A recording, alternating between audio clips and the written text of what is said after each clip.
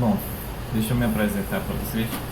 Eu me chamo Sérgio Marivaldo, sou professor de Química e há muito pouco tempo também que eu ministro aula de Química. E esse momento aqui entre a gente vai ser mais uma troca, tá? Tem muitas coisas que eu ainda preciso aprender e com certeza a gente vai estar aprendendo junto.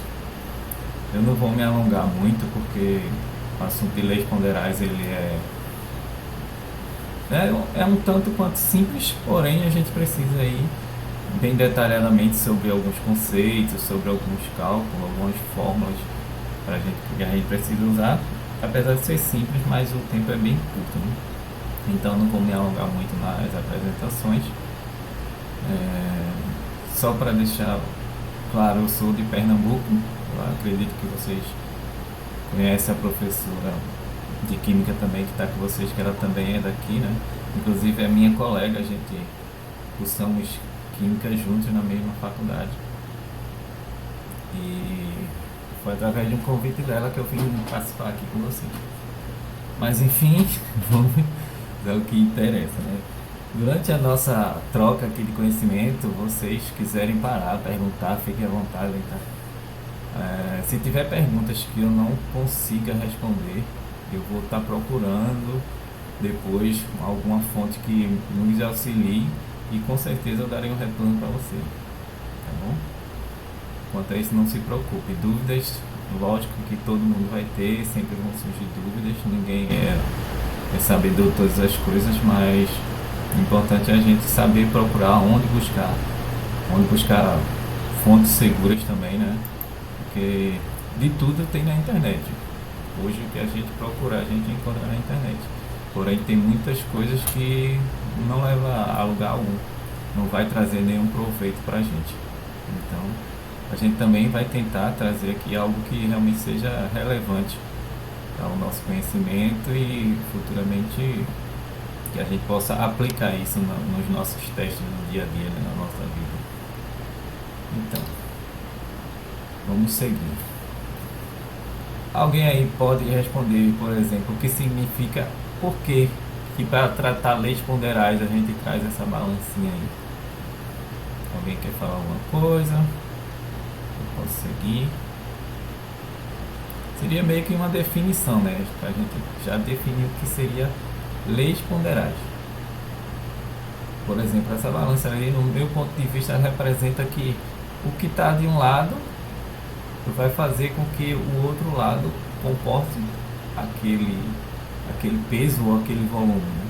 Por isso que a balancinha ela tende a sempre estar equilibrada. E é justamente isso que a gente vai ver daqui para frente, tá? E quem é essa pessoa? Antoine Lavoisier, Laurent Lavoisier, né? Acho que todos já ouviram falar sobre esse cidadão aí que trouxe alguns de seus experimentos que até hoje eles estão aqui junto com a gente, que com certeza vem para nos auxiliar. Tem mais esses dois aí, ó. Joseph Prost e Gay-Lussac. São químicos, né, grandes estudiosos que definiram essas leis que a gente vai estar vendo daqui para frente. Em questão do horário, pessoal, quando tiver mais próximo, se eu estiver me empolgando, porque de 9h15, se não me engano, a gente para de 9 horas, e aí vocês tinham um intervalo e 9h15 vocês voltam para outra aula, né? Mas aí a gente tem até 15 minutos, eu espero que não vamos passar disso. Sim? Oi. Não, não tô vendo não. Não, peraí, deixa eu ver se eu consigo ver aqui.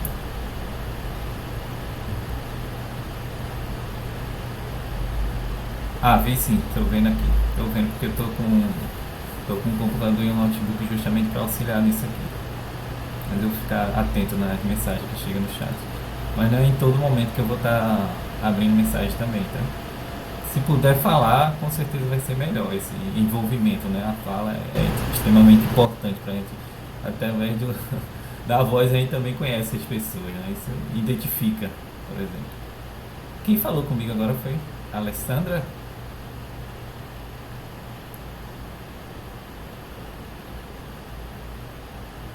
Tá certo, Alessandra. Mas eu vou ficar com a aba do chat aqui aberta também, certo? Então, vamos seguir. E o que são leis ponderais? De acordo com existem várias definições, né? Não existe uma mais certa, outra menos certa.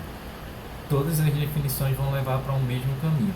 Leis ponderais trata-se de generalizações matemáticas que nos permite indicar a quantidade de massa de um ou mais participantes de uma reação química. Então, como a gente viu, tudo que for acontecer de um lado de uma reação, que a gente sabe que uma reação química, primeiro, para acontecer a reação, a gente tem os reagentes.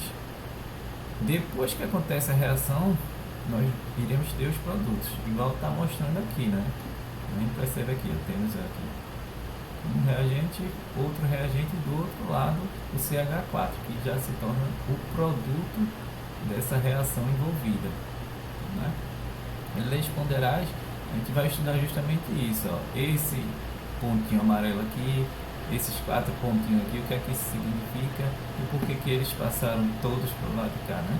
O que tem desse lado tem do outro lado também. A gente vai ver isso no decorrer da nossa conversa.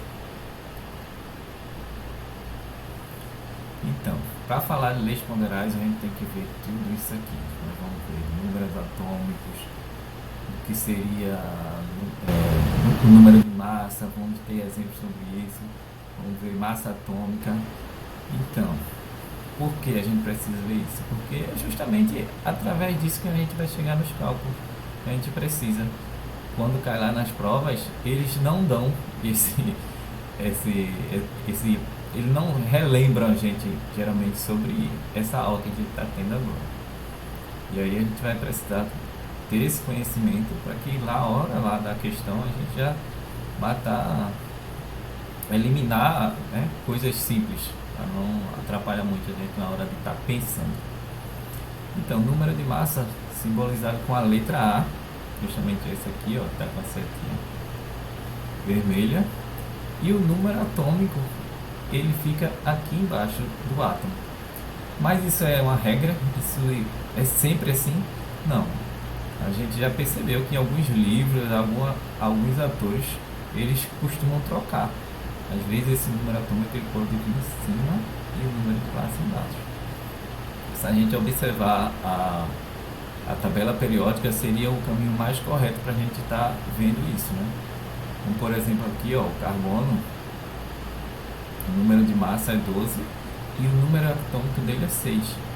E está justamente do jeito que a gente colocou aqui, uma formulazinha aqui, certo? Então, número atômico corresponde à quantidade de prótons existentes no núcleo do átomo. E aí esse átomo é determinando um elemento químico, né? O número atômico ele é dado apenas em um elemento químico. Ele é individual. A gente, quando fala de número atômico, isso aí vai ser individual, apenas para um elemento químico separadamente. A gente não está falando ainda de componente, né? De moléculas, a gente está falando apenas de elementos. Tá? E aí, pessoal, se eu estiver falando muito rápido, vocês podem me interromper também, tá? Chamar a atenção aí, ó, vá mais devagar e tal. Ou se eu estiver também muito devagar, pode pedir para que eu dê uma aceleradinha também, para a gente não ficar sem finalizar o conteúdo, né? Então, e o que são isótopos? Oi.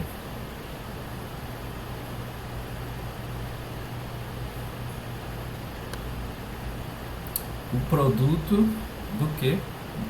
Tem a ver com aquele slide que passou aí? Onde é que foi eu que falei produto ou está escrito em algum lugar aqui? Então, eu acho que eu entendi a pergunta. Ela está perguntando o produto de reagente. Sim, sim. O produto dos reagentes vai ser o resultado da reação, né? Isso a gente vai estar vendo. Logo, logo a gente vai estar vendo que a gente vai precisar fazer algumas somas, talvez algumas multiplicações, algumas regras de três. Sempre o produto vai ser o resultado lá no final da equaçãozinha que a gente vai precisar estar montando. Certo? Beleza. Seguinte. E aí, em elementos químicos, nós temos eles, os isótopos, isóbaros e os isótonos. Desculpa aí, pessoal, às vezes eu posso enganchar um pouco a palavra, porque pode ser que eu fique um pouco nervoso também, o primeiro contato que eu estou tendo com vocês, mas enfim, até o momento eu não estou, às vezes posso só gaguejar, mas isso é o sotaque mesmo, tá bom? Mas enfim, costuma lá bem.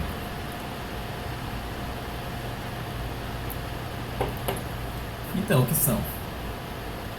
Os isótopos são elementos que apresentam o mesmo número de prótons. Os isóbaros possuem o mesmo número de massa, enquanto os isótonos possuem o mesmo número de nêutrons. Igual a gente está mostrando aqui na tabelinha, ó, o número de prótons, que é representado pela letra Z, que a gente já viu isso agora há pouco. Aí pode ver a tabelinha, ele diz aqui, ó, que ele tem igual número de prótons, diferente número de massa, que é representado pela letra A, e diferente número de nêutrons.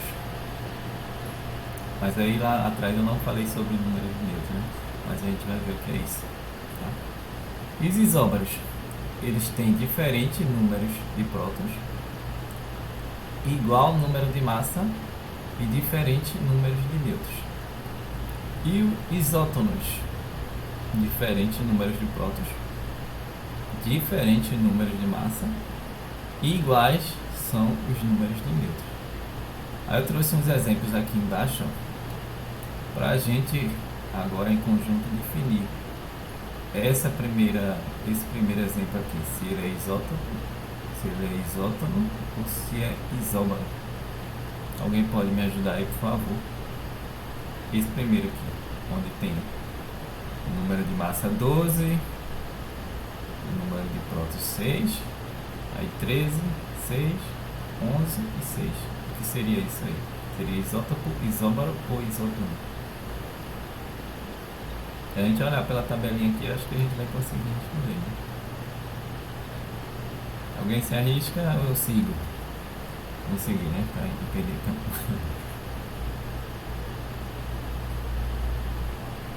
Isótopos.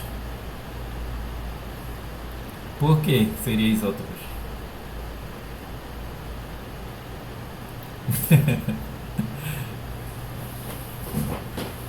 Mas pessoal, não tem problema nenhum se você falar e não for o correto, tá? A gente tá aqui pra gente se ajudar mesmo. Pessoal, se a gente olhar para a tabelinha aqui, ó, isótopos, ele tem iguais números de prótons. E que são os números de prótons? Só aquele número que fica lá embaixo. Olha lá, 6, 6 e 6. Então, o jeito que a resposta que você deu está exatamente correta. Eles têm números de prótons iguais. Então, esse realmente é o isótopo. E essa segunda aqui? A gente percebe que ele tem o número de massa iguais, né? Se a gente olhar para a tabelinha aqui, ó, quem é que tem número de massa igual? Os isóbaros, não é isso? E por fim, o que sobrou pra gente agora foi o número... Eita, isso aqui não tem nenhum igual, né? Ó, não tem nem a massa, um é 10 e outro é 11. E os prótons, um é 4 e outro é 5. E agora, o que seria esse? Pelo que eu coloquei aqui na tabelinha, só pode ser isótonos. Mas alguém se arriscaria falar aí por que eles são isótopos? Isótonos, na verdade.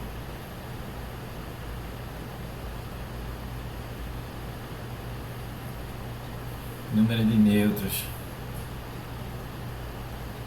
Isso, porque se a gente...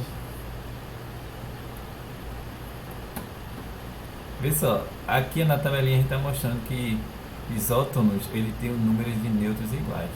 Porém aqui a gente vê ó, que a massa é diferente dos dois elementos aqui, ó. Mas o número de neutro é igual. Por exemplo, se eu subtrair, alguém quer falar?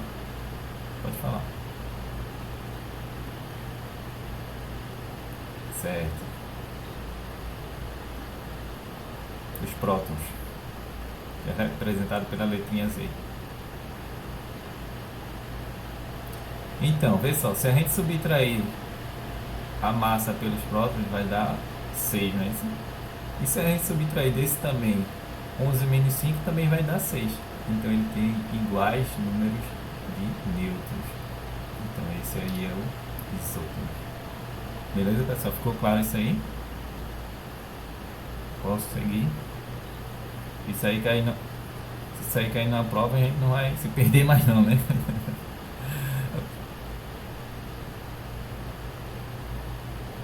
Essa parte, né? Pronto. Vamos voltar. Eu trouxe. Vou ler o enunciado que ele diz aqui, ó. Isótopos são elementos que apresentam o mesmo número de prótons. Já os isóbaros, ele possui o mesmo número de massa. Enquanto isótonos, eles possuem o mesmo número de nêutrons. A gente sabe aqui um elemento, ele tem massa, que é esse númerozinho de cima aqui, ó. Vocês estão conseguindo ver quando eu mexo aqui com o mouse em cima? Bom, beleza. E o número de prótons é esse número, deixa eu ver o mouse subir aqui, esse número de baixo. O número de nêutron em um átomo, ele está envolvido lá no núcleo. Nessa formulazinha aqui, a gente não está representando o número de nêutron.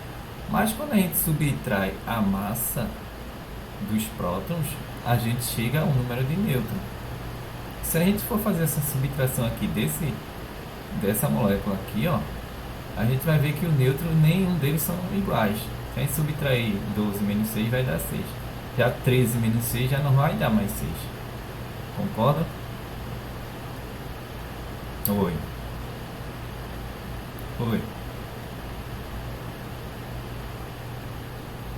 O número de nêutron ele é formado o número de massa menos o número de prótons, que é o número de cima menos o número de baixo.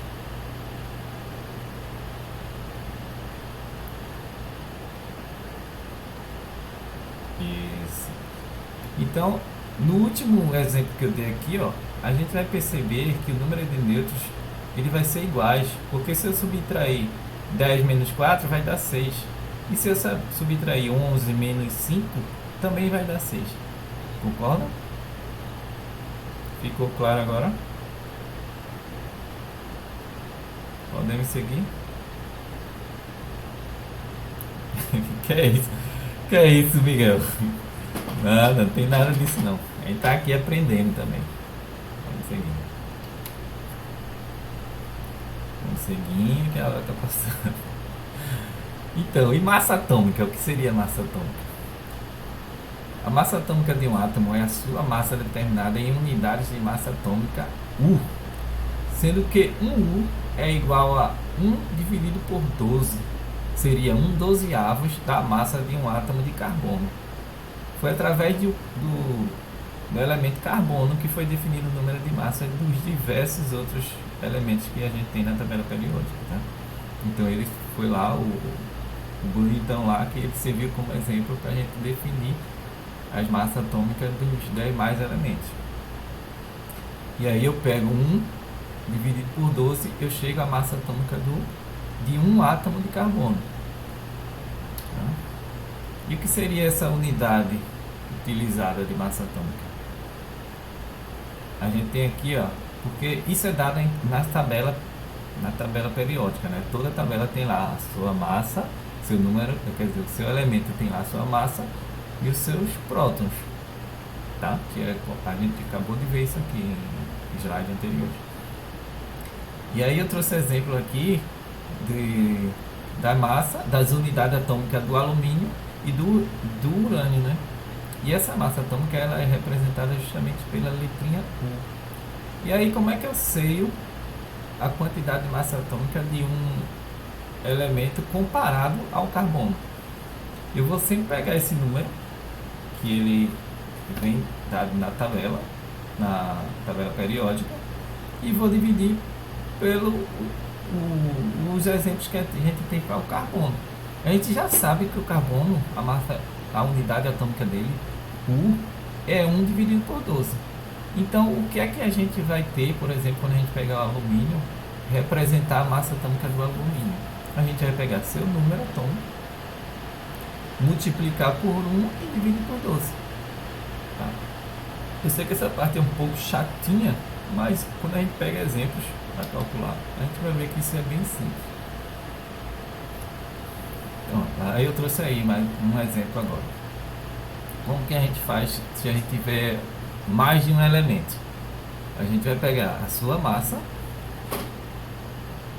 multiplicar pela porcentagem dela e assim sucessivamente. A gente vai pegar a massa do segundo elemento, multiplicar pela massa dela e dividir por 100, porque essa porcentagem, como a gente já sabe, né, é um número dividido por 100. E aí a gente vai chegar num número que seria o número aproximado do exato da massa atômica do carbono. Quantos por cento, por exemplo, eu tenho daquele elemento comparado com o carbono? Tá? E aqui eu trouxe outro exemplo como a gente calcular esse elemento aí. Ó. Isso também é dado em tabela, tá? Essas porcentagens aqui é dado em tabela. Ó. O magnésio 24, o 25 e o 26. Ele existe na natureza 80% desse, 10% desse aqui, 25, e 10% do 26. E aí como é que eu chego o cálculo disso aqui? A massa atômica disso aqui. Eu vou pegar o 24, que é esse númerozinho aqui de cima, multiplicar pela sua porcentagem e somar pelo de baixo agora. 25 vezes sua porcentagem, 26 vezes sua porcentagem. Tudo isso aqui dividido por 100. E aí no final, ó, a gente vai ter desse elemento a sua massa atômica 24,3. Tá? Igualzinho a gente... Isso aqui já deu pronto, tá? Isso aqui já está pronto. E se, por exemplo, numa questão ele pedir para você calcular, aí você vai... Provavelmente ele vai ter que dar também essa tabelinha aqui, ó, com as porcentagens. Essa porcentagem ela pode ser também, do jeito que está aqui, 3 porcentagens diferentes. E também como pode ser apenas 2. Pode ser 90% e 10%. Pode ser 70% e 30%. Nesse caso aqui a gente tem 3 elementos que é encontrado na natureza dessa forma. Né? Pode ter elemento que a gente não... Por exemplo... Oi.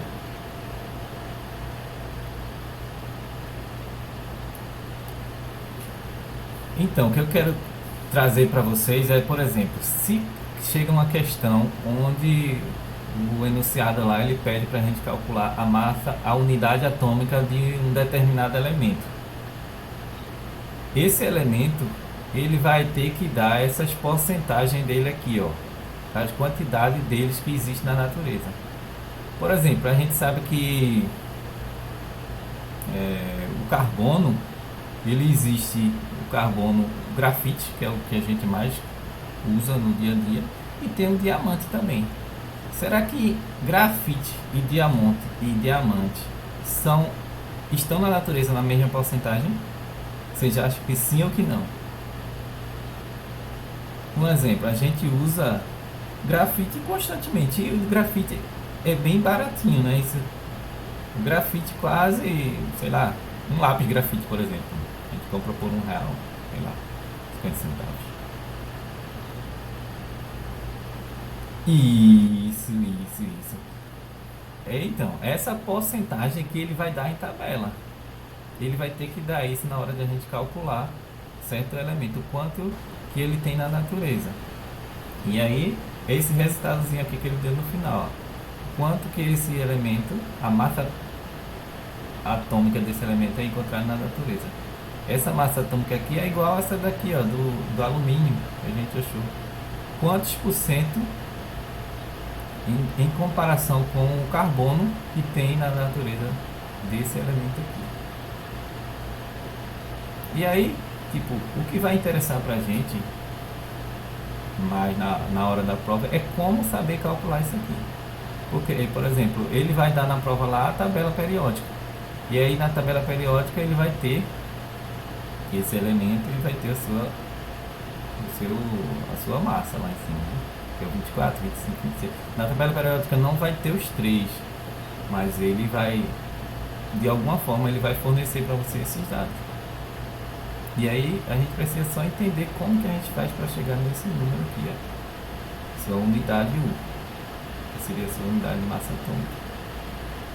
Beleza, Miguel?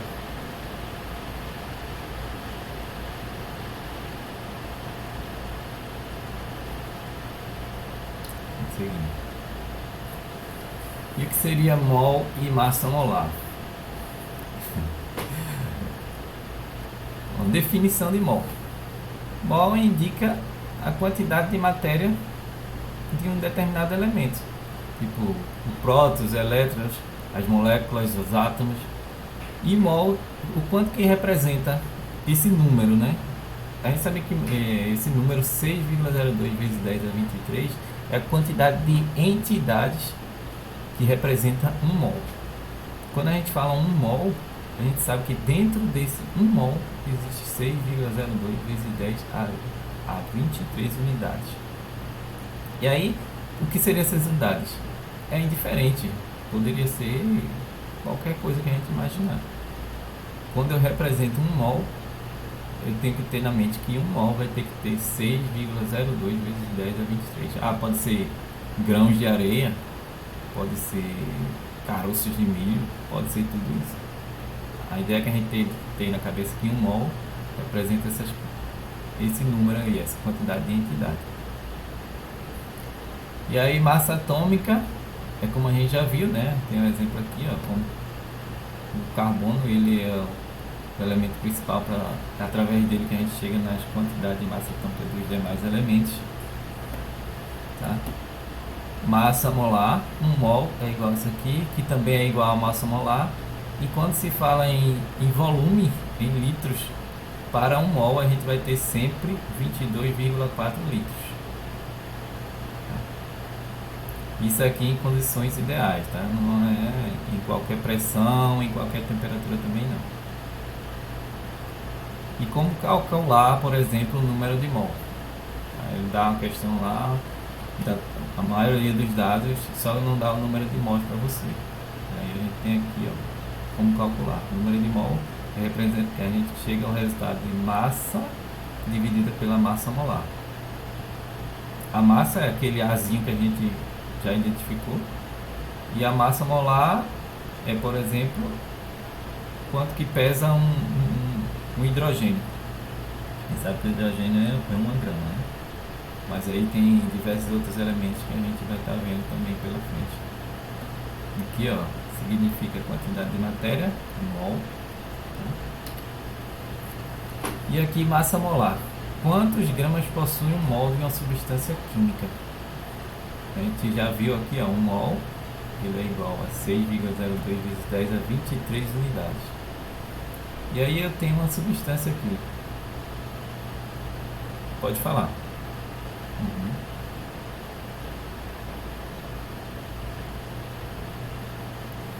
Nayara, né? Como é o mol? Tá muito pequeno. Ah, tá. Ah, dá pra ver aqui do outro lado também, ó.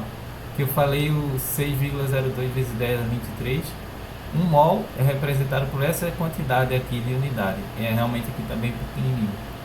E eu que estou bem pertinho aqui consigo ver, mas eu acho que para você está difícil, né? Está um pouco embaçado. A gente precisa entender que 1 mol são quantidades de alguma coisa dentro de ou seja, de um átomo, ou seja, de uma molécula. A gente que já consegue diferenciar o que é um átomo, né, e o que é uma molécula.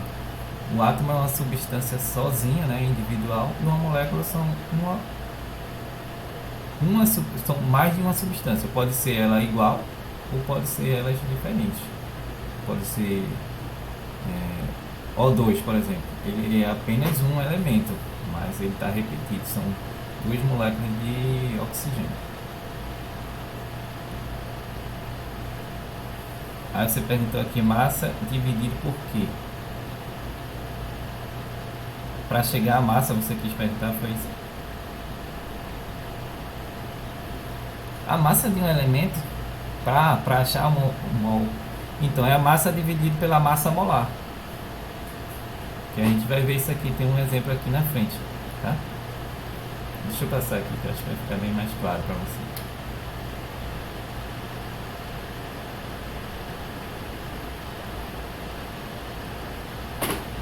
Ok, esse exemplo aqui vai trazer para a gente como a gente calcular a massa molar. Vê só.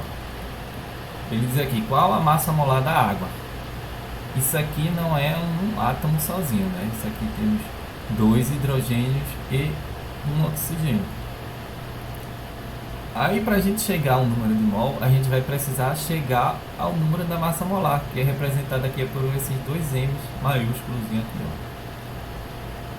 ó. Aí, como você me perguntou, acho que foi Nayara, como chegar ao número de mol, a gente vai precisar achar a massa molar, que é esse número que a gente tem aqui, ó. Primeiro, a massa ela vai ser dada pela tabela periódica, né? Que é o que a gente viu lá atrás, que é massa. Geralmente a massa ela vai ter o número representado lá em cima do elemento. E para achar o número de mol, a gente vai pegar a massa dividir pela massa molar, que é esse número que a gente achou aqui. Voltar o slide, vou voltar assim. Esse aqui é Roberval. É esse slide ou é mais algum para trás? Quer fazer alguma pergunta sobre ele?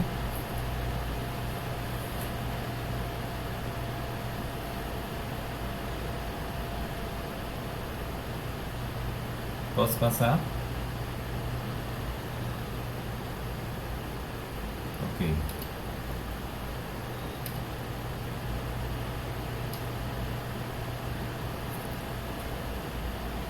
Acho que Nayara, ficou claro, Nayara? Ficou claro, Nayara, como a gente chega ao número de mol? Ok.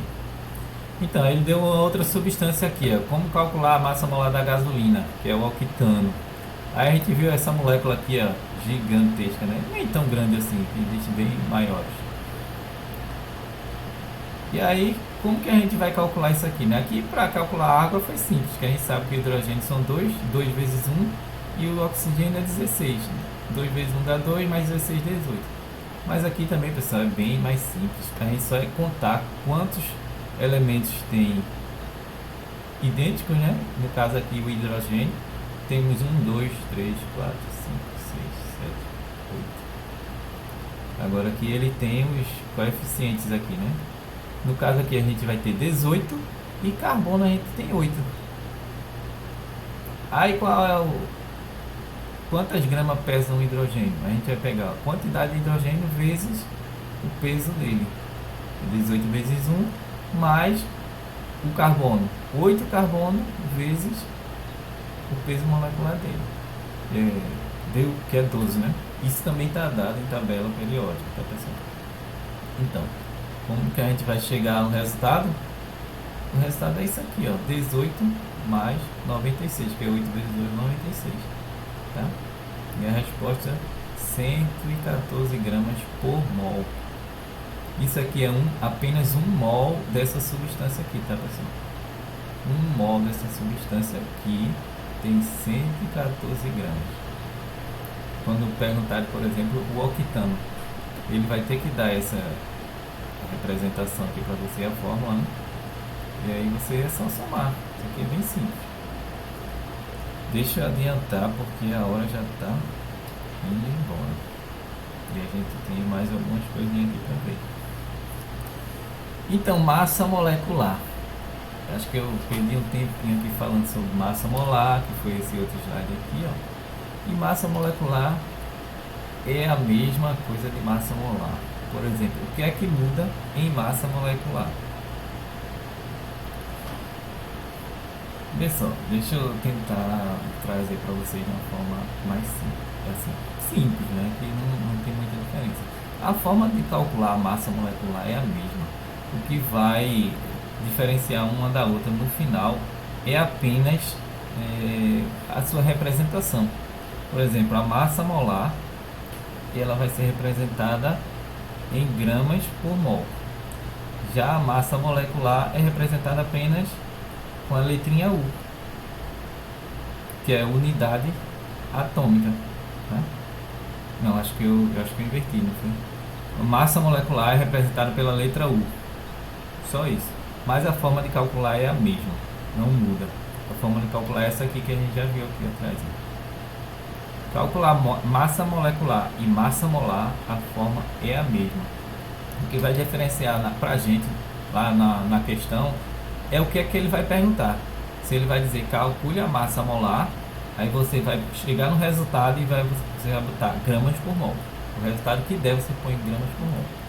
E se ele perguntar qual a massa molecular, você apenas vai botar a letrinha U, que representa unidade atômica. Beleza? Agora a gente vai entrar realmente falar um pouco sobre as leis de conservação de massa. Essa lei aqui, quem foi que definiu? Quem foi que pensou sobre ela? Quem foi que destacou essa lei? Quem foi o primeiro, por exemplo, a fazer com que essa lei ficasse um pouco mais clara para a gente?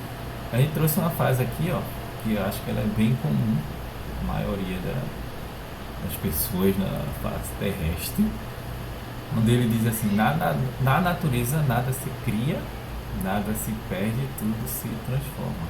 Quem foi que disse isso? A gente viu 3 pessoas lá no início, não foi? Acho que foi esse cara mesmo, foi ele. Claro, foi ele. E aí ele trouxe com seus estudos lá, com seus tempo lá de pensamento, essa observação pra gente. O que é que ele quis dizer, por exemplo, nessa frase? Ele quis dizer que em uma reação, em um ambiente fechado, todo de reagente, toda a quantidade de reagente, quando ele se transformar em produto, aquela quantidade, por exemplo, em massa, vai ser igual. Mas isso é importante destacar se for em ambiente fechado, tá? Essa regra, ela só vai servir se for em um ambiente totalmente fechado, sem intervenção de nenhum outro agente. Por exemplo, se é o oxigênio mais o hidrogênio reagindo para transformar em água, não pode ter o envolvimento de mais nenhuma outra substância. Isso vai ter que ser realmente em um ambiente fechado para que isso possa acontecer. Como ele diz aqui, ó, no interior de um recipiente fechado, a massa total que não varia, quaisquer que sejam as transformações que venham a ocorrer. Então, a massa que eu tiver de um lado vai ser a mesma que vai ter do outro lado do produto. Quando eu tiver umas, sei lá, 2 gramas do lado do reagente, o produto também vai ter que ter 2 gramas no final da reação. E lei das proporções constante. Que é isso? De acordo. Então, esse foi mais um outro estudioso lá, né, que a gente viu, que foi o Prost. Ele diz assim, ó, que um composto químico apresenta sempre os mesmos elementos nas mesmas proporções em massa. A união dessa lei com a lei de Lavoisier, ela relaciona as massas participantes na reação. É muito parecido. Essas leis, a gente vai perceber que elas são muito comuns entre as outras, né? Tipo assim, quando a gente está estudando mais a fundo, a gente percebe que tudo que foi descoberto, algumas outras pessoas só foram aperfeiçoando. E assim, até eu li um artigo essa semana que ele falou que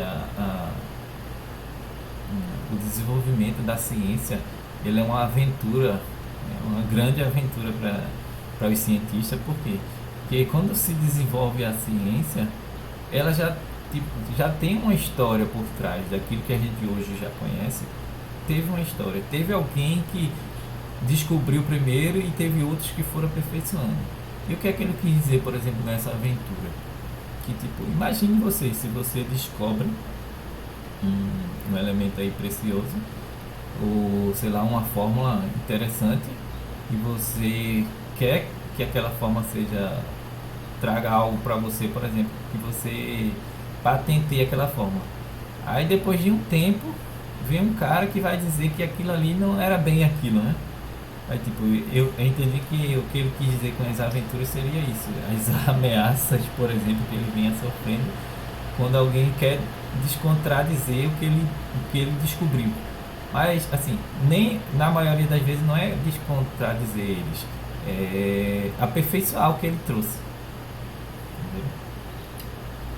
Então, para essa lei aí, ó, lei das proporções constantes, ele traz que essa quantidade aqui em grama desse elemento, ele é proporcional para esse outro aqui, ó, para quando eles reagirem do outro lado dos produtos, vai dar realmente a soma dessas massas. E aí, tipo, como é proporcional, se a gente modificar isso aqui, por exemplo, essa primeira substância, se eu botar 11 gramas, ele não vai ser proporcional para consumir, por exemplo, esse enxofre todo. Ele pode reagir e sobrar um pouco ou desse ou desse. E aí deixa eu passar aqui. Olha aí um exemplo prático. Eu sei que para reagir com esse aqui eu só preciso usar 10 gramas. Se eu ponho 20 gramas, 10 gramas vai ser excesso. Igual mostrei aqui. Então isso aqui, para a lei de Proust, não existe. Tá? As leis das proporções constantes, ela precisa... Isso aqui é o que passou, é o excesso. Tá? Deixa eu trazer outro exemplo aqui. Ó. A reação para formar água. Duas moléculas de hidrogênio com mais uma molécula de oxigênio formando duas moléculas de água. Aí eu trouxe aqui um exemplo simples do peso, né? Tipo, se eu tenho 4 gramas desse aqui de 2 mols, lembrando que esse número aqui da frente, pessoal, esse aqui representa o coeficiente estequiométrico da reação, tá?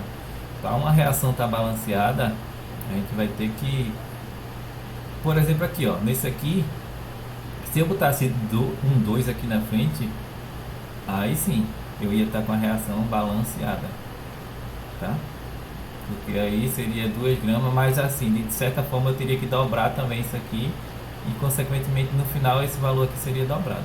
Igualzinho está mostrando aqui, ó. Se eu tenho 4 gramas desse composto aqui, ó, eu vou ter que ter 32 gramas desse aqui para reagir, que é o O2. A gente sabe que o oxigênio ele tem 16 gramas. Como tem um 2 aqui, ó, a gente multiplica 16 por 2 e a gente chega a 32 gramas.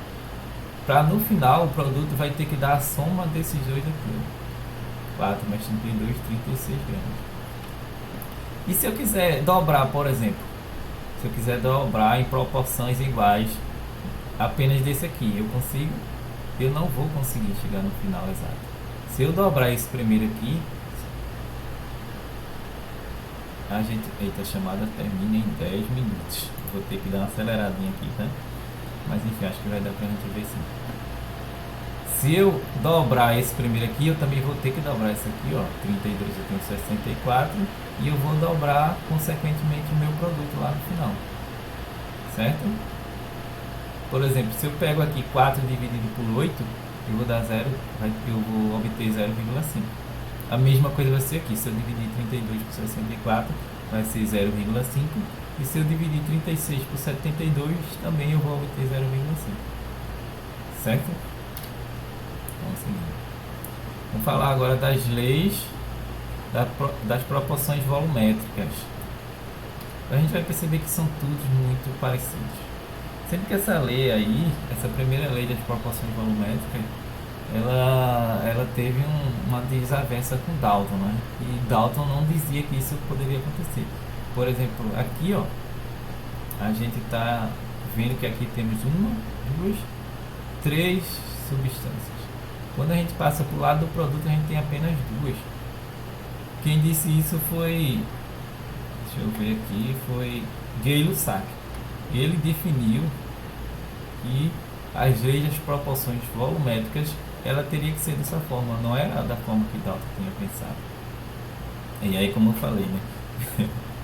Será que Dalton gostou? Ele ficou com friozinho na barriga. O Gay-Lussac ficou com friozinho na barriga também por ter trazido isso, né? Novo pra gente. Mas é simples de a gente entender, pessoal.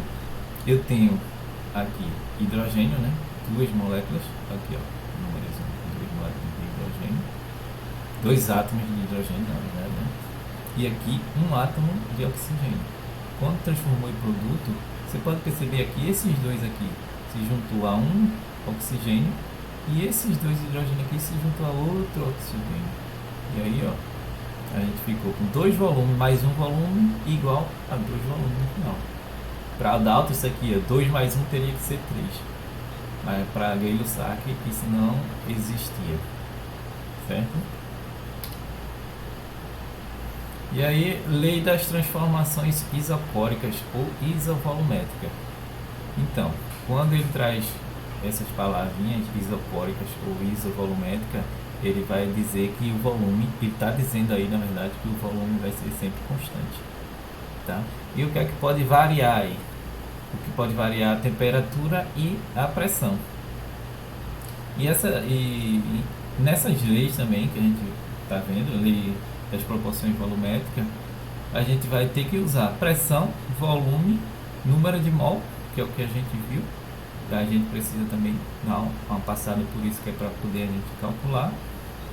Quando for tratado de gases ideais, a gente vai ter que ter uma constante, que ela é representada por uma letrinha R. E aí com certeza vocês vão estar vendo isso aí nos exercícios com a monitoria, tá? E a temperatura, sendo que essa temperatura, geralmente ela é dada em Kelvin. E aí a gente vai precisar transformar ela para graus Celsius, né? A não ser que a questão peça a resposta em Kelvin. Aí você não precisa fazer transformação nenhuma. Mas, por exemplo, se ela pedir para a resposta ser em graus Celsius, que geralmente acontece isso, aí a gente vai ter que transformar aquela para graus Celsius, certo? E aí a gente percebe aqui, ó, que quando a gente aumenta a temperatura, consequentemente aumenta a pressão. Aumentei aqui para 200, a pressão foi para 6. Se eu aumentei para 300, passou para 9. E a gente percebe, ó, que não muda.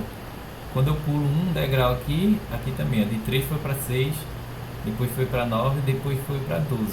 Foi de 3 em 3. Aqui foi de 100 em 100 e aqui de 3 em 3. Tá? E aqui, ó, lei das transformações isobáricas. E aí eu tenho o volume e a temperatura onde ela pode variar.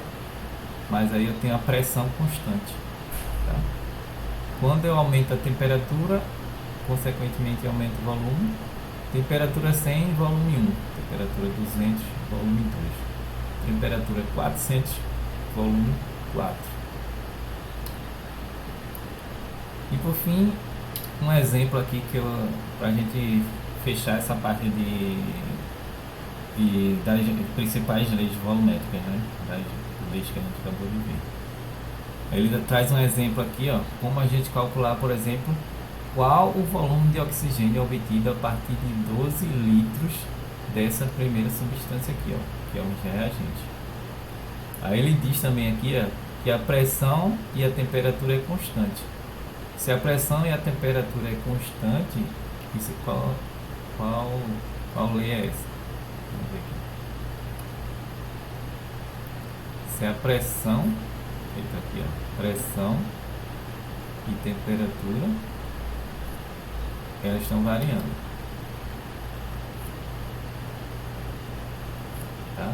Aqui, ó, volume e temperatura variam. Mais um exemplo que ele pede aqui, ó, ele diz que a pressão e a temperatura são constantes. E aí como que a gente chega nesse resultado aqui? Ó? Qual o volume de oxigênio obtido a partir de 12 litros dessa substância? Ele quer saber isso aqui, ó. Eu tenho 5 oxigênio, 5 mols de oxigênio. Ele quer saber qual o volume disso aqui. E aí é uma regra de 3 bem tranquilo, tá? Isso aqui é pela lei de Gay-Lussac, onde a gente tem 2 volumes desse aqui e 5 volumes de oxigênio. E a gente pode também dizer que esse aqui é 2 mols e 5 mols, tá? Isso aqui, ó, coeficiente, ele trouxe como volume, mas a gente pode trazer como mol, 2 mol e 5 mol. Tá? E aí, ó, eu só vou pegar um xzinho aqui, ó, regra de 3 simples. X vai ser igual a esse e 12 igual a esse. E eu divido. X vai ser igual a 12 vezes 5 dividido por 2. X vai ser igual a 30 litros de oxigênio. Beleza? É bem simples, né? Quando cai dessas assim, é bem tranquilo pra gente responder. Mas aí, tipo assim, são questões simples, mas se a gente não tem um pouco na teoria, acaba que a gente pode perder uma questão simples, uma questão boa, porque a gente não viu. Por exemplo, essa questão dos coeficientes aqui é extremamente importante para a gente não errar uma questão, tá? 5 mol e 2 mol. Beleza, pessoal? Alguém tem alguma pergunta, alguma dúvida? O tempo foi curto, bem corrido, mas espero que vocês tenham absorvido alguma coisa. E se tiver alguma dúvida, a gente vai estar... o meu número vai estar lá no grupo, tá? Estou disponível a qualquer momento, vocês podem mandar dúvida de vocês. Essa aula também vai estar gravada e vou disponibilizar assim que possível para vocês lá, certo? E se ninguém tem alguma dúvida, não quer falar algo, até a próxima aula. Boa noite. Obrigado a vocês também.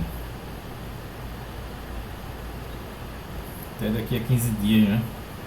A próxima aula vai ser com a professora Bruna.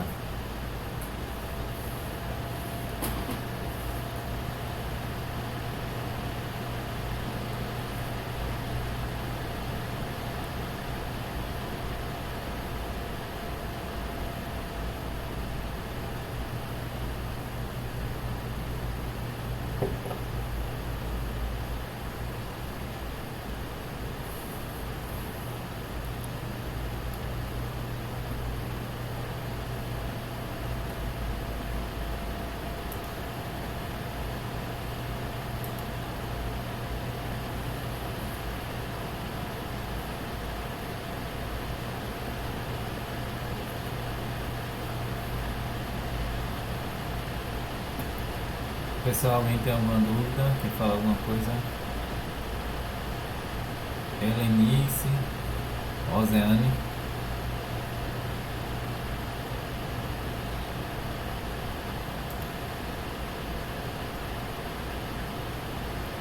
Se não mais, então tchau. Até a próxima aula.